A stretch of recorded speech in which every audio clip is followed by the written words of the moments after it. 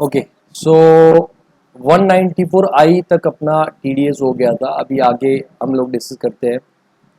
Next section है आपका section 194 आई ए, right. 194 आई ए इतना इम्पोर्टेंट नहीं है, ठीक है। और इसका बेसिकली रेलेवेंस भी उस हिसाब से कम है, क्योंकि एक्चुअली इसके पीछे लॉजिक समझो। एक्चुअली क्या होता है इंडिया के अंदर, अगर हम इमूवेबल प्रॉपर्टी की बात करें, खास करके लैंड की बात करें या एग्रीकल्चर लैंड की बात करें, तो उसके अंदर ब्लैक मनी से बहुत ज़्यादा ट्रांजेक्शन होते हैं, या अदर देन बैंकिंग चैनल बहुत सारे ट्रांजेक्शन होते हैं।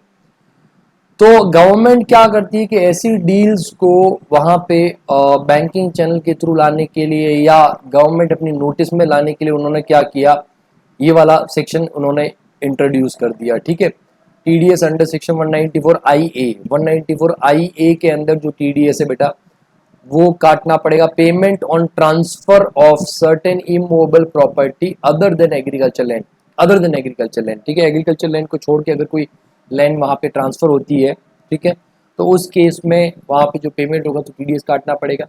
बेटा अगर वहां पे कंसिडरेशन है लेस देन 50 लाख है, लेस देन 50 लाख, अगर कंसिडरेशन जो है ट्रांसफर का less than rupees 50 lakh, rupees 50 lakh, no TDS, कोई टीडीएस नहीं आएगा। और अगर वहां पे 50 लाख और मोर है, एग्जैक्ट 50 लाख या फिर ज्यादा है वहां पे, तो उस केस में बेटा वहां पे टीडीएस आ जाएगा @1%, ठीक है। और अगर कोविड वाली सिचुएशन है मतलब, तो 0.75% वहां पे टीडीएस काटा जाएगा 194 आई ए के अंदर, ठीक है। ये 1%, 0.75% ये वाली डेट के बीच में। Who will be the payer, payer कौन होगा? Any person being a transferee other than a person referred in section 194 LA, ठीक है। वो जान दो, कहने का मतलब फॉर LA के अंदर कंपलसरी एक्वेशन, जो कंपलसरी एक्वेशन होता है वो वाला, उसको छोड़ करके तो जो ट्रांसफरी है, ठीक है, जो खरीद रहा है, वो जो पेमेंट कर रहा है वो टैक्स डिडक्ट करेगा। And who will be the payee? Resident transferor, ठीक है। कब काटना है? At the time of payment और at the time credit account of payee, whichever is earlier. फिर आता 194 IB। 194 IB is very important section बेटा। देखो हमने एक सेक्शन पढ़ा था लास्ट लेक्चर के अंदर 194 आई।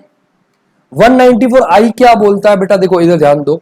194 आई क्या बोलता है कि अगर ये वाला केस में देखो 194 आई, वो बोलता है कि अगर किसी का individual H U F last financial year में अगर उसका टर्नओवर अप टू 1 CR था, या ग्रॉस से अप टू 50 लाख था बिजनेस प्रोफेशन के केस में, तो प्रीवियस ईयर 2021 के अंदर टैक्स डिडक्ट करने की जरूरत नहीं है। ये 194 आई बोलता है। ये कौन बोलता बेटा? 194 आई बोलता है।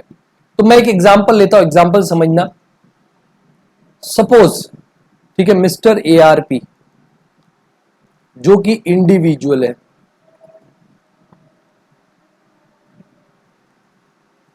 और मेरा प्रीवियस ईयर 2019-20 के अंदर जो टर्नओवर था वो सपोज ₹90 लाख था।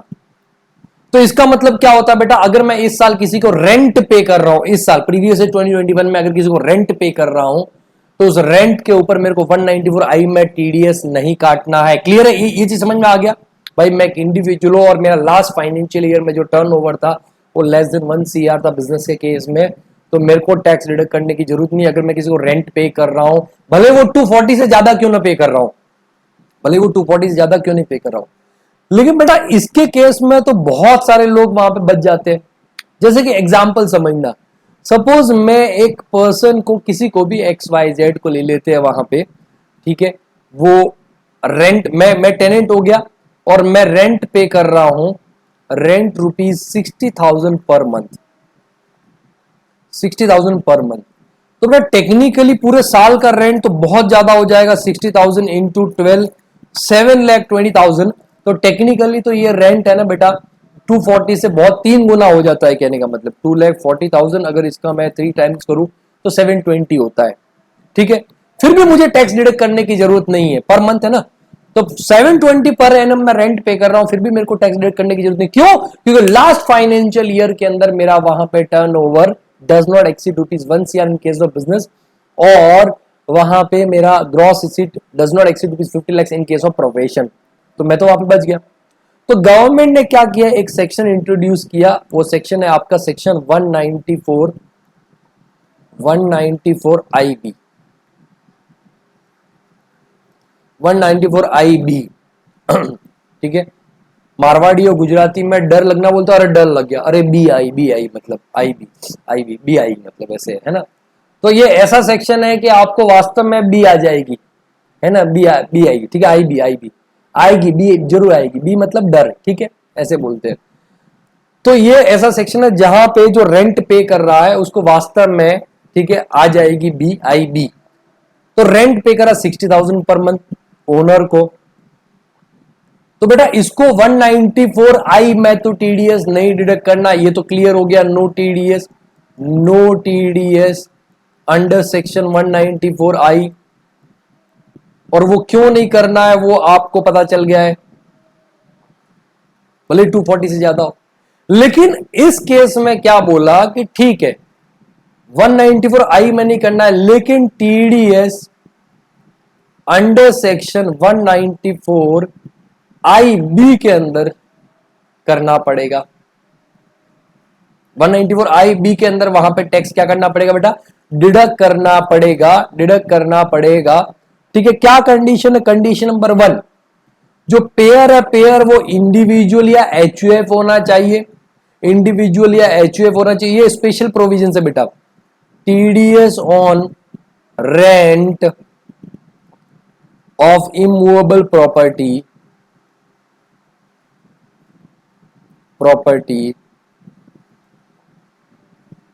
ठीक है, इन case of individual oblique HUF not covered under section 194 आई, उसके केस में। तो ये मैं एक एग्जांपल ले रहा हूं, मिस्टर एआरबी जो कि इंडिविजुअल, इसका फाइनेंशियल ईयर 1920 में टर्नओवर 90 लाख था और प्रीवियस ईयर 2021 के अंदर रेंट पे कर रहा है 60,000 पर मंथ, तो टीडीएस अंडर सेक्शन 194 आई तो नहीं आएगा, लेकिन 194 आई बी वहां पे टैक्स डिडक्ट करना पड़ेगा। कंडीशन नंबर 1, ऐसा इंडिविजुअल एचयूएफ पेयर होना चाहिए जो 194 आई में कवर नहीं होता, number 1। Number 2, rent must be rupees में rent must be more than rupees 50,000। अगर अप टू 50,000 है तो बेटा वहां पे अप टू 50,000 पर मंथ है तो वहां पे टैक्स डिडक्ट नहीं होगा, टैक्स डिडक्ट नहीं होगा। इधर ध्यान दो, ये देखो, payment of rent by certain individual HUF, यहां पे आप चाहो तो लिख दो individual HUF who is not covered under section 194 I, ठीक है, वो वाला इंडिविजुअल खाली उसी के ऊपर अप्लाई होगा 194 आई बी। अगर देखो बेटा, अगर वहां पे up to 50,000, up to rupees 50,000 per month, per month अगर रेंट है बेटा, नो टीडीएस। और अगर 50,000 से ज्यादा हो जाएगा तो वहां पे आपका टीडीएस आएगा, ठीक है, पार्ट ऑफ द मंथ को भी फुल मंथ काउंट कर लेंगे। Who will be payer, तो individual HUF other than individual HUF whose total sales, gross receipt और turnover from business और profession carried by him exceed rupees 1 CR, जिसका 1 CR से ऊपर चला जाता है वो तो 194 आई में आ जाएगा, ठीक है, ठीक है। अदर देन ऊपर लिखा है ना, other than individual HUF, other than individual HUF जिसका 1 CR से ज्यादा है या 50 लाख से ज्यादा इमीडिएटली प्रीसीडिंग प्रीवियस, ये तो आपको समझ में आ गया। Who will be the payer, who will be the payer बेटा, एनी रेसिडेंट। टैक्स डिडक्शन रोड का आप कितना हो गया 5% और 3.75% अगर वो पीरियड बिलोंग करता है 14 मई 2020 से 31 मार्च 2021 तक। अब समझना बेटा यहां पे, तो बेटा यहां पे सपोज हम जो रेंट ले रहे हैं वो प्रीवियस ही 2021 का है, तो यहां पे अगर मैं बोलूं कि भाई जो टीडीएस काटना है, ठीक है, वो 194 आईबी में एट द रेट कितना 5% टैक्स डिडक्ट करना है, और अगर 14 मई के बाद में है तो उस केस में कितना 3.75 से काटना पड़ेगा। नहीं बेटा, अगर 194 आई में अगर कवर होता है तो 194 आई बी में नहीं आएगा, सीधी सी बात है, कहने का मतलब ये चीज है, ठीक है। तो एट द रेट 5% या 14 मई के बाद में 3.75%, ठीक है, if it is for the period of 14th May 2020 to 31st March 2021। अब बेटा यहाँ पे थोड़ा सा अपने को ध्यान रखना है कि भाई अप्रैल का मंथ है, उसके ऊपर तो हम 5% ले लेते हैं, फिर मई का 3.75% वहां से ले लेते हैं, ठीक है। तो बेटा यहाँ पे अप्रैल का मंथ का जो है, अप्रैल का कितना हो गया, 60,000 पर मंथ है वहां पे रेंट, इंटू 5%, तो TDS हो गया ये 60,000 इंटू 5%, तो 3,000 का TDS हो गया। और फिर मई से लेकर के, मई का पूरा मैं उसमें 3.6 उसमें ले रहा हूं बेटा, मई टू मार्च 21, तो 60,000 इंटू 11 इंटू 3.75%, तो 60,000 इंटू 11 इंटू 3.75%, ये हो गया 24,750। 24,750 टैक्स डिडक्ट करना पड़ेगा, कितना हो गया 27,750।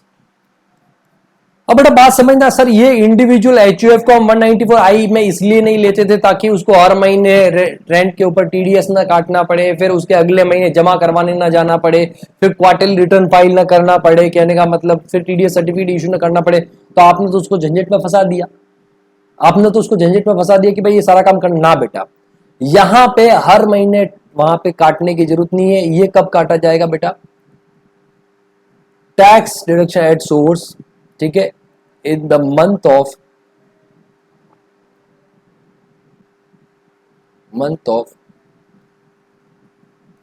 एक मिनट, टैक्स डिडक्शन सोर्स, ठीक है, in the last month of tenancy, या तो जब टेनेंसी खत्म हो रहा है वो, और last month of the previous year, ठीक है, विच एवर इज अर्लियर,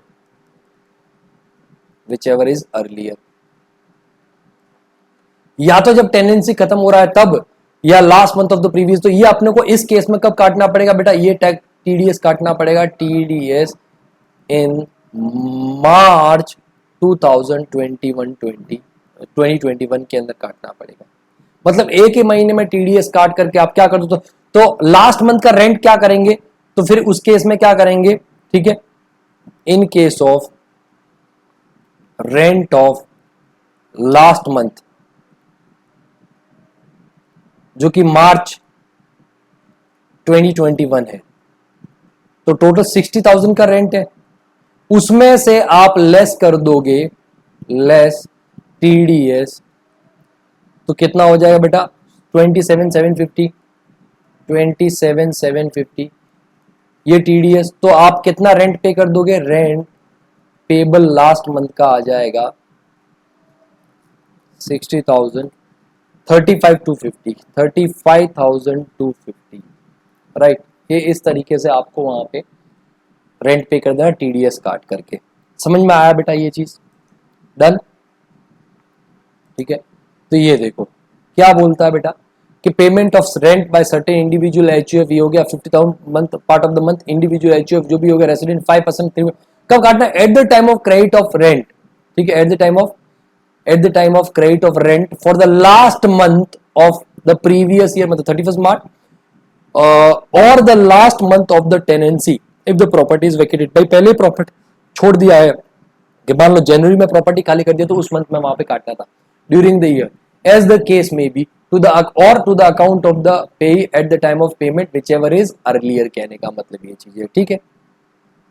ये आपको वहां पे करना है, टैक्स डिडक्ट करना है। अब बेटा प्रॉब्लम पता है कहां आएगी, प्रॉब्लम यहां नहीं आएगी, प्रॉब्लम एक जगह और आएगी आगे, कि सपोज आगे देखना फर्दर, व्हाट इफ ओनर या पेई does not furnish permanent account number, PAN. बेटा अगर वो पेन फर्निश नहीं करता था, आपको पता है सेक्शन 206A अप्लाई हो जाएगा, 206AA अप्लाई हो जाएगा, ठीक है, अप्लाई हो जाएगा। और वो क्या बोलता है बेटा, वो ये बोलता है कि आपको टैक्स डिडक्ट करना है टीडीएस अंडर सेक्शन 194 IB जो कि @5% और जो भी 3.75% और दूसरा टीडीएस कितना 20% विच एवर इज हायर। तो बेटा इस केस में आपका कितना आ जाएगा 20%। तो अब देखो पूरा 60,000 इंटू 12, क्योंकि अब तो पूरा मतलब कोई 5% कोई 3.75%, सीधा 20% रेट आएगा। तो सीधा आप क्या टीडीएस कितना हो जाएगा, टीडीएस हो जाएगा टीडीएस अंडर सेक्शन 194 IB तो 7,20,000। ये 7,20,000 कैसे है आपको समझ में आ गया होगा। 60,000 इंटू 12, ठीक है, इंटू 20%। तो इंटू 20% में करता हूं तो 1,44,000 का टीडीएस काटना पड़ेगा। लेकिन बेटा प्रॉब्लम कहां आएगी पता है, प्रॉब्लम ये आएगी कि लास्ट मंथ का रेंट तो आपका 60,000 ही है। समझो ना बात को, लास्ट मंथ का रेंट तो 60,000 ही है। तो मतलब लास्ट मंथ का रेंट 60,000 है, तो इस केस में 60,000 तो हम उसको पे नहीं करेंगे, और जो 84,000 है वो उससे और मांगेंगे क्या, भाई ओनर भाई साहब आप परमानेंट अकाउंट नंबर नहीं दे रहे हो तो हमको 84,000 और रुपए दो ताकि हम टैक्स जो है डिपॉजिट कर पाए। जो आदमी परमानेंट अकाउंट नंबर नहीं दे रहा है वो क्या 84,000 दिखा क्या, नहीं।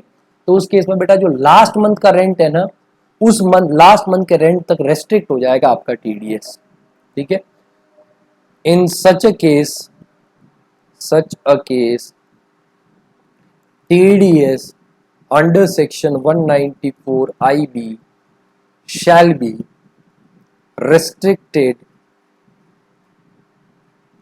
to last month's rent, that is ₹60,000। तो हम वहां पे ओनर को कुछ नहीं पे करेंगे, पूरा का पूरा सरकार को जमा करवा देंगे। तो इस केस में therefore TDS under section 194 IB कितना हो जाएगा बेटा, ₹60,000। डन। समझ में आया ये चीज आपको, डन। 194 IB समझ में आ गया, वेरी इंपॉर्टेंट है ना, ध्यान रखना है इसको। 194 IB आई गेस कॉपी कर लिया अपना एग्जाम्पल, ओके। तो ये 194 IB था, वेरी इंपॉर्टेंट, ठीक है। उसके बाद में आता है 194 IC, वो हम डिस्कस कर चुके हैं। आपको याद होगा कैपिटल गेन्स के अंदर हमने एक कॉन्सेप्ट डिस्कस किया था 45 ए के अंदर, जॉइंट डेवलपमेंट एग्रीमेंट, ठीक है। वो जॉइंट डेवलपमेंट एग्रीमेंट के अंदर मैंने बताया था कि भाई एक मेरा भाई लैंड है वहां पे, उसको मैं किसी बिल्डर के साथ में मैं एक एग्रीमेंट करता हूँ, जॉइंट डेवलपमेंट एग्रीमेंट, ताकि वहां पे बिल्डिंग बनाएंगे। वो बिल्डर मेरे को कंसिडरेशन में एक तो क्या करेगा कि जिस साल मैं एग्रीमेंट कर रहा हूँ, पोजीशन दे रहा हूँ, कुछ मनी कंसिडरेशन दे देगा। अपने एग्जांपल में 10 लाख रुपए ले रखा था वहां पे, राइट। और उसके साथ में जब वो प्रोजेक्ट पूरा हो जाएगा तो उसके अंदर फ्लैट या जो भी मतलब शॉप्स वगैरह वो मुझे मिलेगा। तो हम फाइनली कैपिटल गेन कब कंप्यूट करते हैं, जब वहां पे उस प्रोजेक्ट का सीसी आ जाता है, राइट। जिस फाइनेंशियल ईयर में सीसी आ जाता है, और जो फुल वैल्यू ऑफ कंसिडरेशन हम लेते हैं वहां पे, एक तो मनी कंसिडरेशन जो मिला था eight the time of agreement, और दूसरा वहां पे हम लोग लेते हैं जो स्टैम्प ड्यूटी वैल्यू है जो वहां पे ये लेते हैं, राइट। तो उस केस में बेटा आपको याद होगा, मैंने बोला भी था, नोट्स में भी ये चीज लिखी हुई है कि जो मनी कंसिडरेशन जब eight the time of joint development agreement पे किया जा रहा है, उसके ऊपर 194 IC में टीडीएस काटा जाएगा, टैक्स डिडक्ट किया जाएगा। बस वही है concept. 194 IC payment under specified agreement refer 45 joint development agreement, joint development agreement, ठीक है। कैपिटल गेन वाले चैप्टर के अंदर इसको हमने डिस्कस किया है। कोई थ्रेशोल्ड लिमिट नहीं है बेटा, अगर 100 रुपए भी पे किया जा रहा है तो उसके ऊपर भी टैक्स काटा जाएगा। Who will be the person payer, payer कौन होगा, any person responsible for paying any sum by way of consideration not being consideration in kind, ठीक है। मतलब वो जो स्टैम्प ड्यूटी वैल्यू वाला वो नहीं, जो मनी कंसिडरेशन दिया जा रहा है अंडर द रजिस्टर्ड एग्रीमेंट, मतलब जो बिल्डर वहां पे प्रोजेक्ट के अंदर वहां पे आपको मनी कंसिडरेशन दे रहा है। तो अगर मैं इधर सिंपल लिखूं वहां पे money consideration by builder, money consideration, ठीक है, ऑन, ठीक है, on the joint development agreement by developer, ठीक है, वो वाला अमाउंट। तो एनी रेसिडेंट कोई भी रेसिडेंट बेटा वहां पे आपका हो सकता है पे, कितना परसेंट? 10% से टैक्स डिडक्ट करना है, लेकिन कोविड की वजह से रेट 7.5% हो जाएगा। कब? Eight the time of creating account of पेई और at the time payment whichever is earlier. ठीक है, ठीक ठाक सेक्शन है, कुछ खास नहीं है। 194J very important, 194J very important, 194J 194J। ठीक है, फीस फॉर प्रोफेशनल और टेक्निकल सर्विसेज और रॉयल्टी, नॉन कम्पीट फी, डायरेक्टर्स रेम्यूनरेशन, इतने सारे पेमेंट आते हैं। क्या क्या आता है इसके अंदर? फीस फॉर प्रोफेशनल सर्विसेज, अगर कोई प्रोफेशनल सर्विसेज प्रोवाइड कर रहा है, जैसे कि मैं आपको पढ़ा रहा हूँ, ये प्रोफेशनल सर्विसेज है। एक चार्टर्ड अकाउंटेंट अपने क्लाइंट को प्रोफेशनल सर्विसेज प्रोवाइड करता है, राइट। ठीक है, मैं अगर किसी इंस्टीट्यूट में पढ़ाता हूँ, प्रोफेशनल सर्विसेज प्रोवाइड कर रहा हूँ। टेक्निकल सर्विसेज, अगर कोई टेक्निकल सर्विसेज प्रोवाइड करता है, ठीक है, fees for professional services, technical services. Royalty, अगर कोई रॉयल्टी पे कर रहा है कि भाई अगर मैं अपने ऑथर्स को रॉयल्टी पे कर रहा हूँ। नॉन कम्पीट फी हम डिस्कस कर चुके हैं कि भाई नॉन कम्पीट फी पे की जा रही है कि भाई तुम यहां से निकलो, अपना बोरिया बिस्तर बंद करके ये पैसा लेकर के जाओ। डायरेक्टर्स रेम्यूनरेशन अगर पे किया जा रहा है तो सबके ऊपर 194J में टीडीएस अप्लाई होगा। ठीक है, पहले समझो, who will be the payer? Payer होगा any person but other than individual HUF जिसका last financial year, individual HUF भाई बार बार डिस्कस कर चुका हूं बेटा, मैं अब तो 10 बार बोल चुका हूं कि इंडिविजुअल एचयूएफ कौन कौन section? 194A, 194H, 194I, 194J, ये 4 सेक्शन हो गए जहां पे individual HUF in last previous year turnover does not exceed rupees 1 crore in case of business, gross receipt does not exceed rupees 50 lakhs in case of profession, and in case of 194 IC same provision apply, 194C not IC, 194C contract वाला same provision apply होता है, but वहां पे कोई individual HU के साथ में AOP BOI को भी ये बेनिफिट मिल जाता है, राइट। तो यहाँ पे किसको टैक्स डिडक्ट नहीं करना है? सबको करना है टैक्स डिडक्ट, बट सिर्फ उन इंडिविजुअल एचयूएफ को नहीं करना है जिसका लास्ट फाइनेंशियल ईयर में, ठीक है, 1 CR से एक्सीड नहीं करता था, 50 लाख से एक्सीड नहीं करता था। Who will be the pay? Any resident. अब बेटा देखो, अगर वहां पे पेमेंट अप टू 30,000 है in a financial year, up to financial year, ठीक है, sorry up to 30,000 in a financial year for each category of income, मतलब फीस फॉर रॉयल्टी के लिए 30,000 का अलग वहां पे थ्रेशोल्ड लिमिट हो गया, टेक्निकल सर्विसेज के लिए अलग थ्रेशोल्ड लिमिट हो गया, रॉयल्टी है तो अलग थ्रेशोल्ड लिमिट हो गया, नॉन कम्पीट फी है तो अलग थ्रेशोल्ड लिमिट हो गया, डायरेक्टर रेम्यूनरेशन में तो बेटा कोई थ्रेशोल्ड लिमिट नहीं है उसके लिए। ठीक है, तो अगर अप टू 30,000 प्रोफेशनल फीस पे कर रखा है, कोई टीडीएस नहीं। अप टू 30,000 टेक्निकल फीस पे कर रखा है, कोई टीडीएस नहीं। अप टू 30,000 रॉयल्टी पे कर रखा है, कोई टीडीएस नहीं। अप टू 30,000 नॉन कम्पीट फी पे कर रखा है, कोई टीडीएस नहीं। लेकिन अगर डायरेक्टर्स रेम्यूनरेशन अगर अप टू 30,000 भी पे कर रखा है, मतलब 5,000 भी पे कर रखा है, तो भी उसके ऊपर टैक्स डिडक्ट करना पड़ेगा, ये चीज ध्यान रखना। तो अप टू 30,000, अगर more than 30,000 in financial year for each category of income, however this limit does not apply in case of payment made to directors of a company. ध्यान रखना ये चीजें, ठीक है। अब इसको समझो ऐसे कुछ 194J,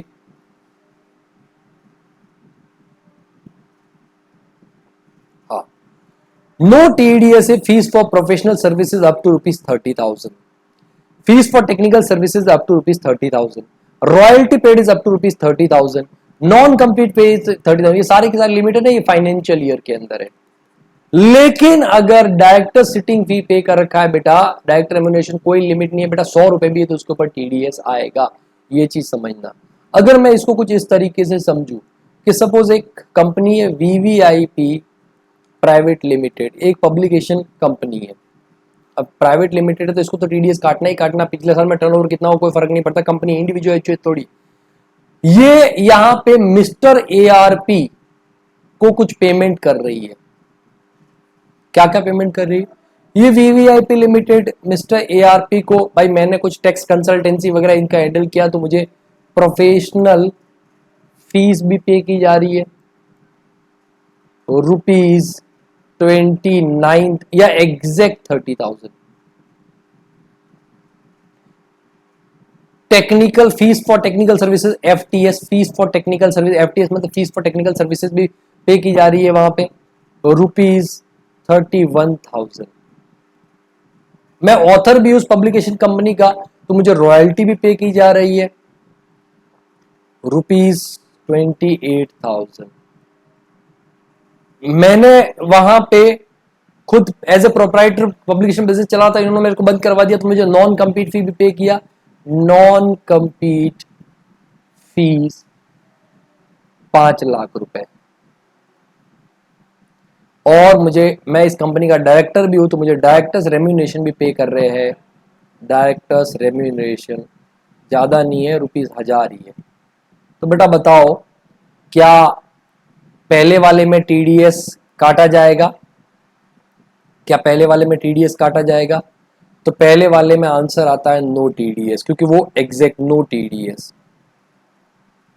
क्या दूसरे वाले में टीडीएस आएगा बेटा?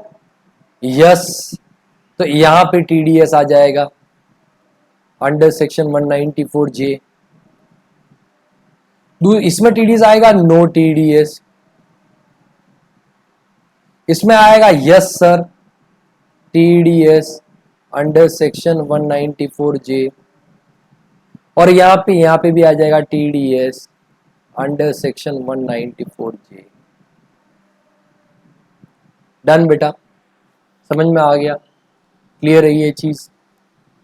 ओके, तो ये एक एग्जाम्पल हो गया। तो ध्यान रखना है, डायरेक्टर्स रेम्यूनरेशन पे कोई लिमिट नहीं है, वहां पे टीडीएस काटा ही जाएगा 194 जे में। अब कौन सी रेट से काटना है टीडीएस वो ध्यान दो, यहाँ पे अमेंडमेंट भी है। देखो, रेट इज 2% अगर पे is engage in the business of operation of call centre. Suppose ये हमने जो एग्जांपल लिया, अगर मिस्टर एआरपी वहां पे कॉल सेंटर के बिजनेस में एंगेज होता, कौन से बिजनेस में बेटा? कॉल सेंटर के बिजनेस में एंगेज होता, तो उस केस में 2% से वहां पे टीडीएस काटना था। कोविड वाली सिचुएशन में 1.5% से काटना था 14 मई के बाद में। अगर देखो जो पे ही मतलब मैं अमित राजपुरोहित, मैं कॉल सेंटर के बिजनेस में एंगेज हूं, और मेरे को अगर इनमें से कोई भी पेमेंट हो रहा है और जहां पे भी टीडीएस काटा जा रहा है, चाहे फीस फॉर टेक्निकल सर्विसेज हो, चाहे रॉयल्टी हो, या चाहे नॉन कम्पीट फी हो, चाहे डायरेक्टर्स रेम्यूनरेशन हो बेटा, या चाहे प्रोफेशनल फीस हो, वो टीडीएस का रेट 2% हो जाएगा। बट अगर 14 मई के बाद में अप टू 31 मार्च 2020 काटा जा रहा है तो 1.5 होगा, राइट। अगर मान लो मैं किसी और बिजनेस में हूं, मैं वहां पे किसी भी तरीके से कॉल सेंटर के बिजनेस में नहीं हूं बेटा, ठीक है, तो उस केस में इन case of fees for technical, अच्छा एक और ये अमेंडमेंट आया वो बाद में देखते हैं, पहले अदर्स में देख लेते हैं वहां पे, ठीक है। कहाँ गया? हाँ, okay, in case of fees for technical services or royalty where such royalty is in the nature of consideration for selling, distribution, exhibition of cinematographic films, तो 10% वहां पे रेट हो जाएगा। कितना हो जाएगा बेटा? 10% वहां पे। एक मिनट, नहीं सॉरी माय एलोपैथी। पहले देखो, पहले हमने देखा कि बेटा कोई भी पेमेंट कर रहे हो, कोई भी एनी पेमेंट किसको, अगर कॉल सेंटर में एंगेज है तो उसको 2% से टीडीएस काटा जाएगा। कितना परसेंट से? 2% से। यहां तक कि अगर वहां पे, ठीक है, अगर वहां पे कोई बिजनेस में एंगेज्ड है, ठीक है, इन case of fees for technical services और royalty where such royalty is in the nature of consideration or sale, distribution or exhibition of cinematographic films, ठीक है, तो उस केस में भी 2% टीडीएस काटा जाएगा। सपोज, समझना बात को, मैं एक मल्टीप्लेक्स चलाता हूं। क्या चलाता हूं बेटा? मल्टीप्लेक्स। सलमान खान प्रोडक्शन ने मुझे अपनी मूवी दिखाने के लिए बोला डिस्ट्रीब्यूशन एग्जीबिशन के, भाई आप अपने थिएटर में भी अपने मल्टीप्लेक्स में दिखाओ, प्लस आप राजस्थान में जितने मल्टीप्लेक्स सब में डिस्ट्रीब्यूट आप करो, राइट। तो उस केस में मैं जो सलमान खान प्रोडक्शन को पेमेंट करूंगा बेटा, टीडीएस काटूंगा 2%। कितना परसेंट? 2% से टीडीएस काटूंगा। कोविड वाली सिचुएशन में 1.5%। ये भी अमेंडमेंट आया है। देखो, एक तो कॉल सेंटर वाला तो पहले से ही था, कॉल सेंटर केस में 2% से टीडीएस काटा जाएगा, कोविड वाली सिचुएशन 1.5%। प्लस अगर वहां पे, ठीक है, कोई फीस फॉर टेक्निकल सर्विसेज मिल रहा है या रॉयल्टी मिल रहा है, where such royalty is in the nature और कंसिडरेशन फॉर सेल और distribution exhibition of cinematographic film, तो उस केस में भी रेट कितना हो जाएगा? 2% हो जाएगा, और कोविड वाली सिचुएशन में 1.5% हो जाएगा, राइट। बाकी सारे केसेस में बेटा जो टीडीएस का रेट है वो 10% हो जाएगा। बाकी सारे केसेस में अगर कोई फीस फॉर प्रोफेशनल सर्विसेज है, ठीक है, या कोई और वहां पे है, तो उस केस में 10% हो जाएगा। तो देखो, इसको मैं थोड़ा सा वहां पे सिंपल करने की कोशिश करता हूँ 194 जे को। Section 194 J TDS, if payee is engaged in call center business, तो उस केस में बेटा 2%, और कोविड वाली सिचुएशन तो और 1.5%। अब ये 1.5% है, मेरे को लिखने की जरूरत नहीं, 14 मई के बाद में दूसरा, ठीक है। If fees for technical services, fees for technical services और royalty on sale comma distribution of films, cinematic film, बराबर है, उस केस में भी 2% और 1.5%। इन अदर केसेस में, इन अदर केसेस अगर चाहे वो fees professional service, professional fees हो या रॉयल्टी हो या कोई और हो बेटा, तो उस केस में वहां पे आपका टीडीएस हो जाएगा 10% और 7.5%। अब ये 1.5%, 7.5% कब आएगा, जब कोविड वाली सिचुएशन है, ये तो क्लियर है यहाँ पे बेटा। अभी सिचुएशन क्लियर हो गया आपका 194J में, चलो ठीक है। फिर आता बेटा 194K। 194K is also very important, ठीक है, ठीक, हाँ नया आया सेक्शन, न्यू अमेंडमेंट है, new amendment important, very important, ठीक है, न्यू अमेंडमेंट। इनफैक्ट ये नया सेक्शन इंट्रोड्यूस किया है बाय फाइनेंस एक्ट 2020। बेटा पहले है ना, जो आपको पता है डिविडेंड इनकम जो होता था एग्जेम्प्ट होता था, यहां तक कि income on units of mutual fund वो भी एग्जेम्प्ट होता था, राइट। बट अभी डिविडेंड भी टैक्सेबल कर दिया, तो डिविडेंड का तो ऑलरेडी वहां पे टीडीएस का पहले से 194 सेक्शन था ही, लेकिन जो इनकम और यूनिट्स जो म्यूचुअल फंड की मिल रही है, बराबर, वो पहले एग्जाम था, तो उसके लिए कोई सेक्शन नहीं था। तो अभी इन्होंने 194K इंट्रोड्यूस कर दिया, बोला कि अगर कोई इनकम हो रहा है, income on units other then in nature of capital gain, ठीक है, लिख दो यहां पे म्यूचुअल फंड। म्यूचुअल फंड, अगर म्यूचुअल फंड की कोई यूनिट है बेटा और उसके ऊपर आपको इनकम हो रहा है, देखो कैपिटल गेन नहीं, अगर आपने यूनिट ट्रांसफर कर दिया तो कैपिटल गेन होगा। अगर आपने यूनिट को क्या कर दिया बेटा, बेच दिया, कैपिटल गेन होगा, उसके ऊपर टीडीएस नहीं काटा जाएगा। जो आपको इनकम मिल रहा है कि उसके ऊपर किसी भी तरह का डिविडेंड मिल रहा है, या उसके ऊपर किसी भी तरह कोई इंटरेस्ट या कोई भी इनकम बेटा डिस्ट्रीब्यूट हो रहा है यूनिट्स के ऊपर म्यूचुअल फंड, तो आपका 194K में टीडीएस काटा जाएगा। और उस केस में up to ₹5,000, up to ₹5,000 in a financial year, no TDS.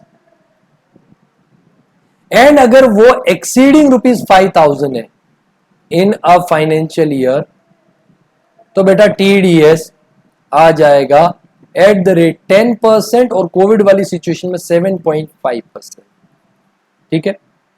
कौन होगा, any person responsible for paying any income in units of, जो म्यूचुअल फंड होता है ना बेटा, म्यूचुअल फंड वो, और हु विल बी द पेई, एनी रेसिडेंट, कितना percent, 10%, 7% eight the time of credit account पेई और whichever is payment, whichever is earlier, right, ठीक है। तो ये भी एक थोड़ा सा, एक छोटा सा सेक्शन है जो इंपॉर्टेंट हो जाता है।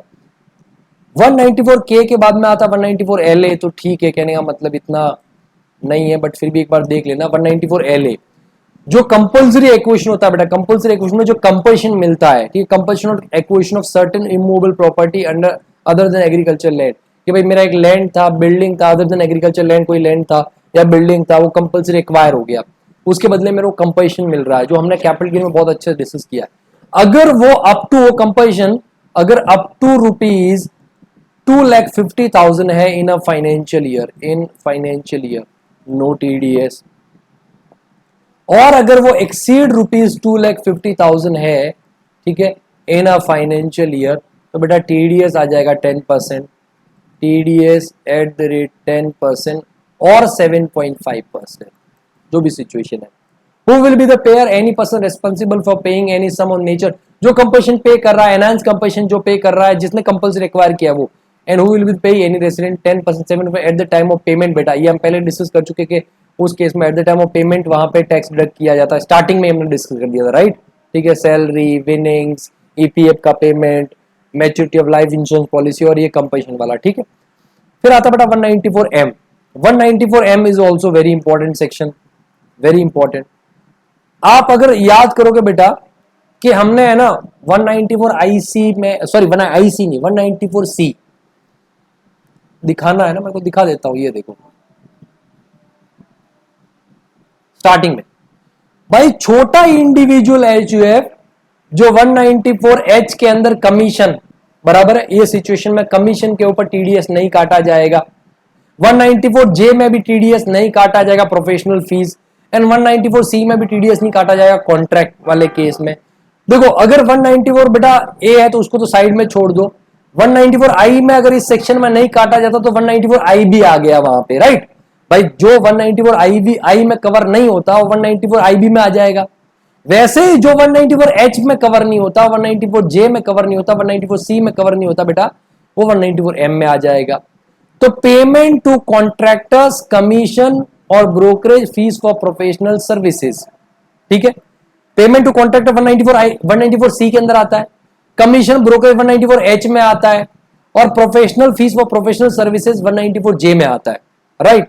बट वहां पे जो कवर नहीं होता, तो वहां पे कौन नहीं कवर होता, ये देखो, individual HUF other than those who are required to deduct tax at source under section 194C, 194H, 194J।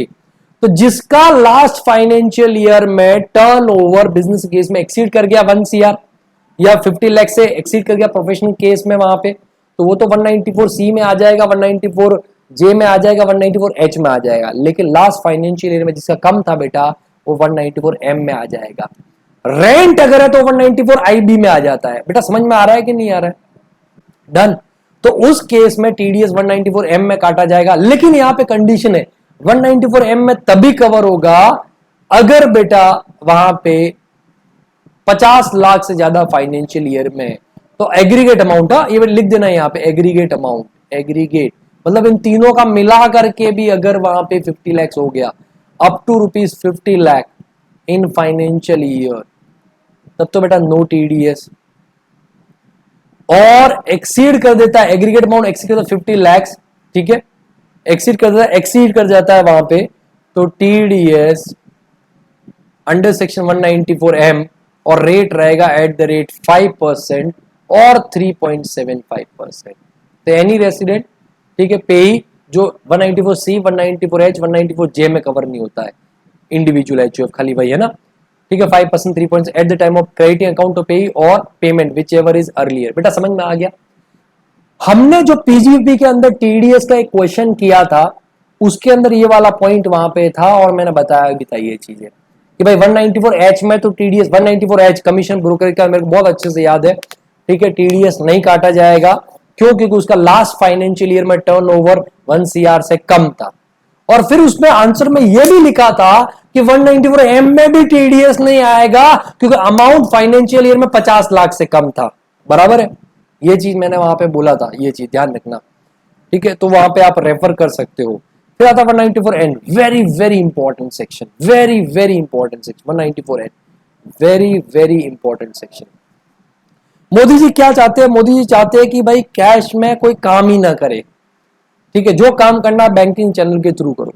तो इन्होंने एक बड़ा ही खतरनाक हिंदुस्तान के इतिहास में एक सेक्शन इंट्रोड्यूस किया था 194N, ठीक है, कुछ टाइम पहले अरुण जेटली साहब मरते मरते ये कर गए थे ये काम।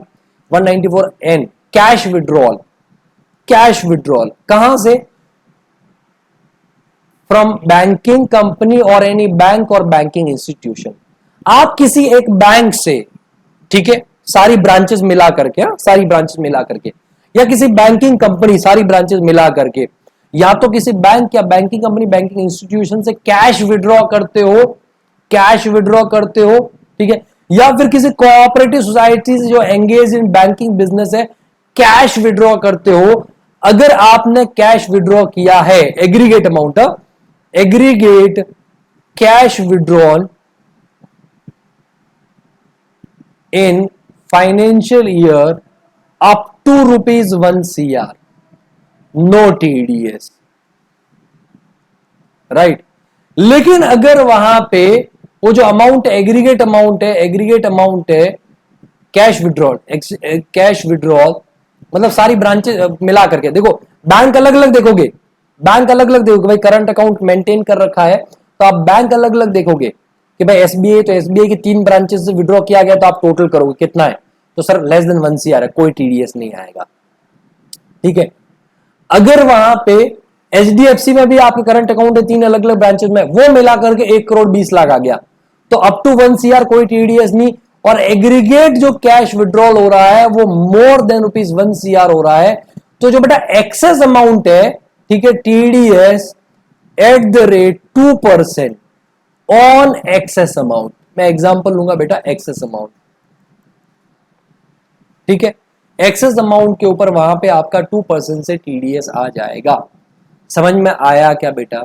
तो मान लो मैंने एसबीआई से मैंने विड्रॉ किया, एसबीआई से मैंने विड्रॉ किया सपोज रुपीज 3 अलग अलग branches, Andheri, Borivali and कालबा Devi, total amount is 90 exact 1 CR, पूरे साल में एग्जैक्ट 1 CR विड्रॉ किया, कोई टीडीएस नहीं आएगा।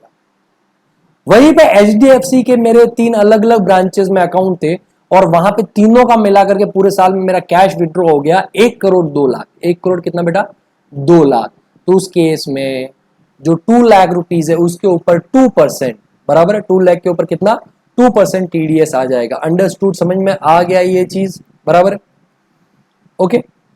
तो पेयर कौन रहेगा बेटा? एनी बैंकिंग कंपनी और एनी बैंक और banking institution, cooperative society engage in carrying on banking business, या फिर पोस्ट ऑफिस, या फिर post office who is responsible for paying any sum being amount of aggregate of amount as the case में be cash exceeding ₹1 CR during the previous year to any person from one और more account maintain by the recipient. समझ में आया बेटा? ठीक है, मैं example लेके बताऊंगा। Who will be the pay? Any person, कोई भी individual, HO, partnership firm, EOP, BOI, resident, non resident, कोई भी हो सकता है। What will the rate of TDS? 2%। कब करना है? At the time of payment, obviously जब पेमेंट करेंगे। तो इसको मैं एक एग्जांपल से समझाता हूं बेटा, 194N के ऊपर।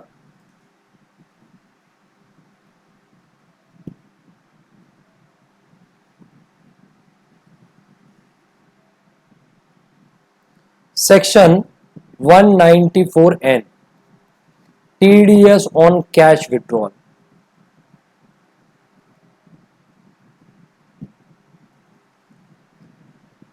अब बेटा समझना, सपोज मैंने स्टेट बैंक ऑफ इंडिया की 3 ब्रांचेस, बोरीवली, अंधेरी एंड कालबा देवी, ठीक है, कैश विड्रॉ किया ₹50 लाख, ₹40 लाख, ₹10 लाख। ठीक है, तो टोटल कितना एग्रीगेट अमाउंट कितना हो गया बेटा? एग्रीगेट अमाउंट हो गया ₹1 CR। कोई टीडीएस नहीं, नो टीडीएस,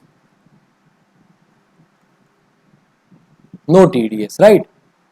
वहीं पे दूसरा मेरा एचडीएफसी के अंदर भी आप बैंक को एग्रीगेट नहीं कर सकते। बैंक के, एक बैंक के अंदर अलग अलग अकाउंट है तो उसको आप एग्रीगेट कर सकते हो, ये कैश विड्रॉ अलग अलग अकाउंट से करके। ठीक है, ये ब्रांच है सर, ये ब्रांचेस है।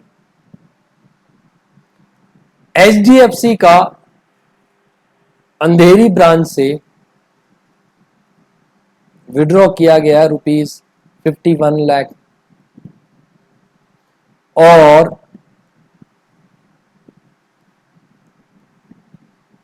मुलुंड ब्रांच से विड्रॉ किया गया ₹51 लाख। पूरे साल में टोटल कितना हो गया बेटा? ₹1,02,00,000। तो उस केस में बेटा 1 करोड़ से ज्यादा हो गया, तो TDS under section 194N at the rate 2% on ₹2 lakh. बस खाली 2 लाख के ऊपर ही टीडीएस आएगा। कितना हो जाएगा बेटा? 2 लाख इंटू 2%, ये हो जाता है 4,000, वहां पे टीडीएस आएगा। उसके बाद में अगर बेटा मैं यहां पे अगर 1 लाख रुपए का भी विड्रॉ करता, 100 रुपए का भी विड्रॉ करता हूं ना एचडीएफसी से, ठीक है, 100 रुपए से भी अगर मैं विड्रॉ करूंगा तो भी उसके ऊपर 2% टीडीएस आ जाएगा उस साल में, समझ में आया? So the amount withdraws from account, so why are we paying tax? बेटा हम टैक्स पे नहीं कर रहे हैं, गवर्नमेंट क्या बोल रहे हैं बैंक्स को, तुम टीडीएस काटो ताकि लोग वहां पे कम कैश विड्रॉ करें। बात को समझो, गवर्नमेंट डीमोटिवेट करिए कैश विड्रॉल से।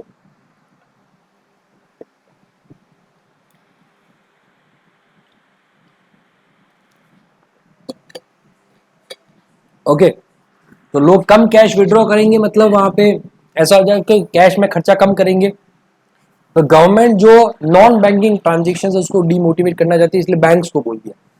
इवन देखो एसबीआई के केस में अगर मैं उसी साल में ये सब पूरा फाइनेंशियल दोनों जो ट्रांजेक्शन ना प्रीवियस ईयर 2021 की बात कर रहा हूं मैं दोनों।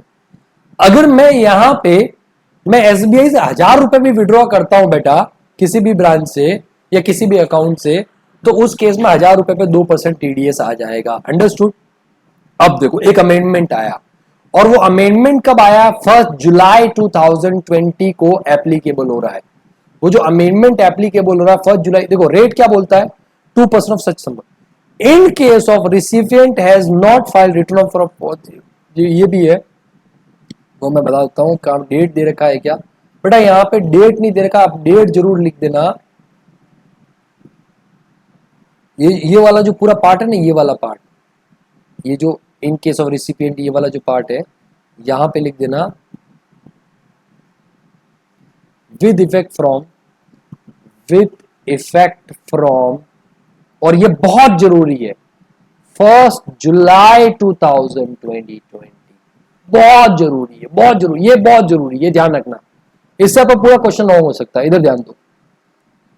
क्या बोला गया बेटा? इन case of recipient has not file return of income for all three immediately preceding previous year for which time limit under section 139(1) has expired, such sum shall be the amount or aggregate amount cash exceeding 20 lakhs during the previous year, then 2% TDS sum where cash withdrawal is more than 20 lakhs but up to 1 CR। ठीक है, तो उस case में उसके ऊपर है तो 5% of such sum where cash withdrawal exceeding. इसको ऐसे समझाता हूं मैं 194 एन में ही लिख दो वहां पे new amendment by finance act 2020 और यहां पे लिखना है विद इफेक्ट फ्रॉम 1 जुलाई 2020। इसका बहुत बड़ा इंपॉर्टेंस है और मैं सीधा इसको एग्जाम्पल से बता रहा हूं, ठीक है। Mister ARP has filed return of income belated, ठीक है, मतलब under section 139(4) late return file किया है, बिलेटेड फाइल किया है for previous year 2019-20, previous year 2018-19 and previous year 2017-18। मतलब assessment year 2020-21, assessment year 2019-20 and assessment year 2018-19। हमने उनका रिटर्न बिलेटेड फाइल किया, ड्यू डेट में फाइल किया नहीं किया। भाई आपको ड्यू डेट में रिटर्न फाइल करना था जो भी 31 जुलाई या 30 सितंबर या 30 नवंबर, हमने तीनों साल का है, ऑल 3 इयर्स का। Mister ARPS file return of income belated, यहां पे लिख दो for all 3 years, for all 3 years, all 3 years, ठीक है। प्रीवियस है 19-20, प्रीवियस है 18-19, प्रीवियस है 17-18। अगर इनको मैं बोलूं तो ये तीनों साल प्रीसीडिंग जो रेलेवेंट प्रीवियस है 2020 उसके इमीडिएटली पहले के 3 साल है, ठीक है। तो and in the previous year 2020-21 mister ARP withdrawal following amounts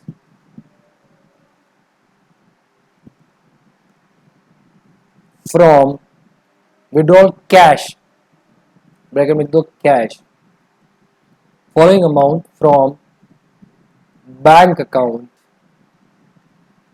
of SBI. अब बेटा ये मैं जो क्वेश्चन करवा रहा हूं ये आपके सीए फाइनल के मॉक टेस्ट पेपर के अंदर दे रखा है, मैं उसको आगे कंटिन्यू कर रहा हूं। ऑन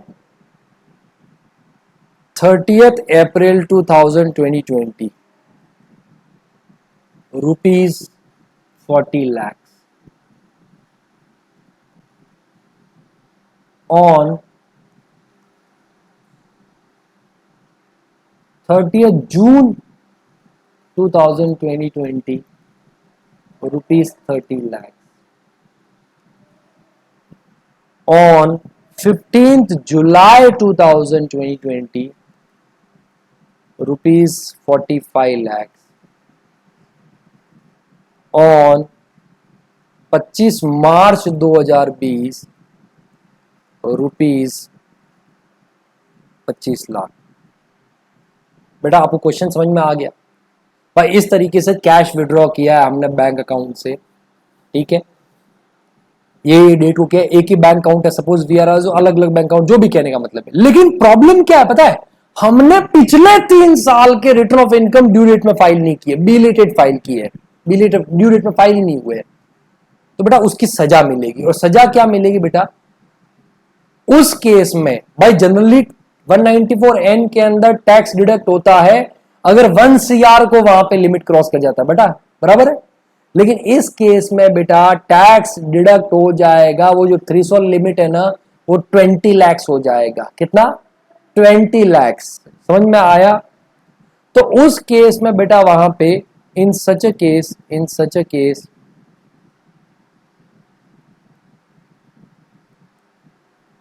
ठीक है,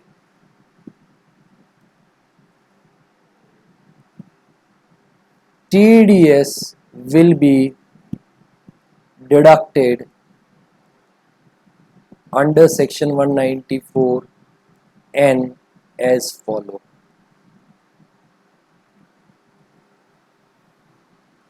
बात समझना बेटा, देखो टोटल 140 lakhs हो रहा है, टोटल कितना हो रहा है 140 lakhs, टोटल रुपीज 140 lakhs हो रहा है। तो यहां पे टोटल कैश विड्रॉल लिखता हूं, total cash withdrawal rupees 140 lakhs। तो एक बात तो श्योर है कि ये 1 करोड़ से ज्यादा है, तो इस 140 lakhs को मैं 2 पार्ट में डिवाइड कर देता हूं, एक अप टू रुपीज 100 लाख और दूसरा रुपीज 40 लाख। तो इस 40 lakhs के ऊपर एट द रेट 5% TDS काटा जाएगा, right.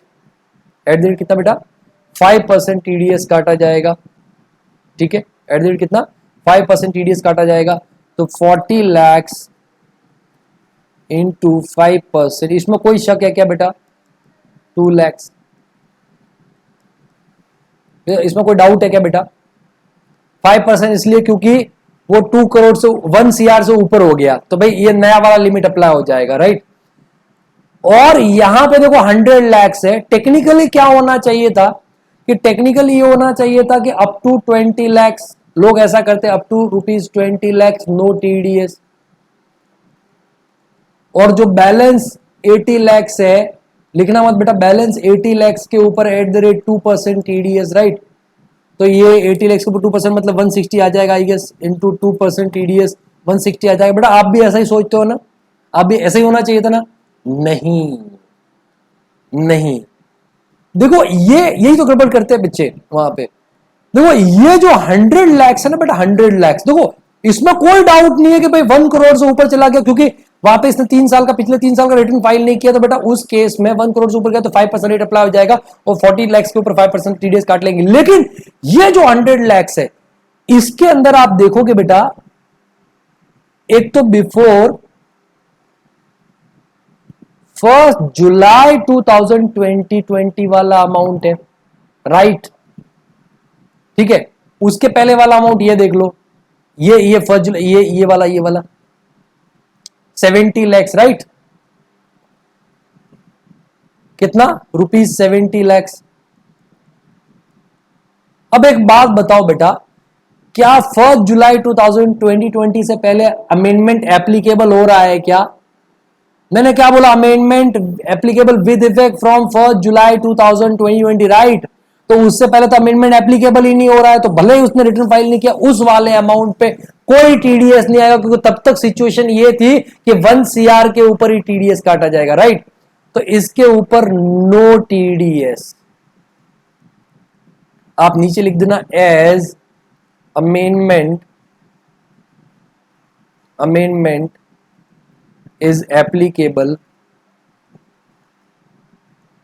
from 1st July 2020 and before TDS under section 194N was applicable only if cash withdrawal exceeds rupees 1 CR, right? पहले तो सिचुएशन ये थी वहां पे, तो इसलिए कोई टीडीएस नहीं आएगा। लेकिन बेटा ये जो 30 लैक्स है, ये ऑन और आफ्टर 1 जुलाई 2020 उस वाला रुपीज 30 लैक्स है, ये 100 में से, तो इसके ऊपर टीडीएस आ जाएगा, टीडीएस एट द रेट 2%। क्यों 2%? क्योंकि भाई 20 लाख से लेकर के 100 लाख तक का वहां पे 2% है, राइट? ठीक है, तो इसके ऊपर 2% आ जाएगा, तो बेटा वो कितना हो जाएगा? 60,000, नहीं सॉरी, ये 2 लाख हो जाएगा ना, आई गेस ये 2 लाख, ये 40 लाख इंटू 5%, 2 लाख, ये 2 लाख और ये 60,000। तो बेटा यहाँ पे टोटल टीडीएस कितना आ गया? टीडीएस अंडर सेक्शन 194N आ जाएगा रुपीज 2,60,000। क्या बेटा समझ में आया ये अमेंडमेंट वाला पार्ट? लेकिन ये आपने कब करना? ओनली व्हेन जब वहां पे पिछले 3 साल का तीनों कट ऑल 3 इयर्स का वहां पे return of income due date में नहीं फाइल कर रखा है। अंडरस्टूड बेटा? ये कॉपी कर लिया क्या आपने? ओके ठीक है, यहां पे आ जाओ फिर से, ये देखो, अब देखो, अब वापस समझो। टीडीएस का रेट कितना बेटा? नॉर्मल अमेंडमेंट नहीं था तब वहां पे 2% of such sum in case of recipient has not filed return of income for all 3 immediately preceding previous year for which time limit under section 139(1) has expired, मतलब due date तक नहीं भरा है, बिलेटेड फाइल किया है या नहीं file किया है, ठीक है, has expired, such sum shall be the amount of aggregate of amount in case exceeding 20 lakhs during the previous year, TDS at the rate 2% of the such sum where cash withdrawal is exceeding 20 lakhs but up to rupees 1 CR, मतलब 20 lakhs तो कोई नहीं, मैं एक छोटा सा example और करवा दूंगा, and 5% of sum where cash withdrawal exceed rupees 1 CR, right? मैं एक छोटा सा एग्जांपल ले लेता हूं यहां पे। Suppose in the above example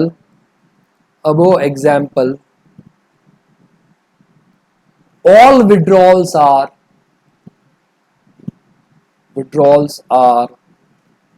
after 1st July 2020। समझ में आया बेटा? मतलब वो जो 1 जुलाई के पहले गया ना बेटा, वो भी बाद में हुए। अब बहुत सिंपल हो गया, तो बेटा टोटल विड्रॉल कितना? टोटल कैश विड्रॉल है रुपीज 140 लैक्स। अब बहुत सिंपल हो गया, इस केस में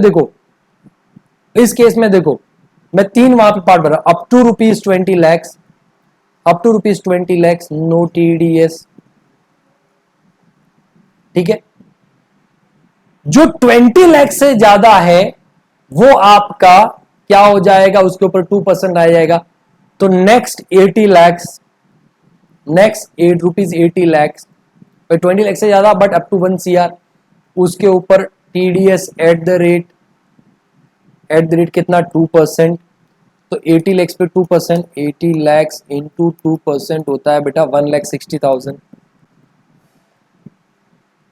और अगर वहां पे बैलेंस अमाउंट जो है, balance rupees on on balance rupees 40 lakh, तो उसके ऊपर एट द रेट TDS 5%, तो वो हो जाएगा 2 lakh.